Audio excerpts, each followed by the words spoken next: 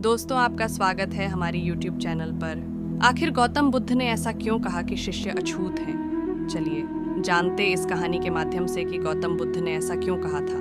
कहानी को जानने से पहले अगर आप गौतम बुद्ध को मानते हैं तो कमेंट में अवश्य ओम नमो बुद्धाय जरूर लिखें। एक दिन गौतम बुद्ध अपने शिष्यों के साथ एकदम शांत बैठे हुए थे। उन्हें इस प्रकार बैठे हुए देख शिष्य चिंतित हुए कि कहीं वहां अस्वस्थ तो नहीं है। एक शिष्य ने उनसे पूछा कि आज वह मौन क्यों बैठे हैं, क्या शिष्यों से कोई गलती हो गई है? इसी बीच एक अन्य शिष्य ने पूछा कि क्या वह अस्वस्थ है? पर बुद्ध मौन रहे। तभी कुछ दूर खड़ा व्यक्ति जोर से चिल्लाया, आज मुझे सभा में बैठने की अनुमति क्यों नहीं दी गई है? बुद्ध आंखें बंद करके ध्यान मग्न हो गए।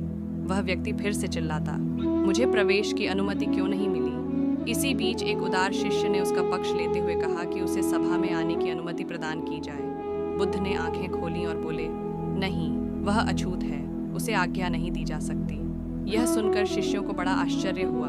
बुद्ध उनके मन का भाव समझ गए और बोले, हाँ, वह अछूत है। इस पर कई शिष्य बोले, हमारे आश्रम में जात पात का कोई भेद ही नहीं, फिर वह अछूत कैसे हो गया? कब बुद्ध ने समझाया, आज वह क्रोधित होकर आया है। क्रोध से जीवन की एकाग्रता भंग होती है। क्रोधी व्यक्ति प्रायः मानसिक हिंसा कर बैठता है, इसलिए जब तक वह क्रोध में रहता है तब तक अछूत होता है। इसलिए उसे कुछ समय एकांत में खड़े रहना चाहिए।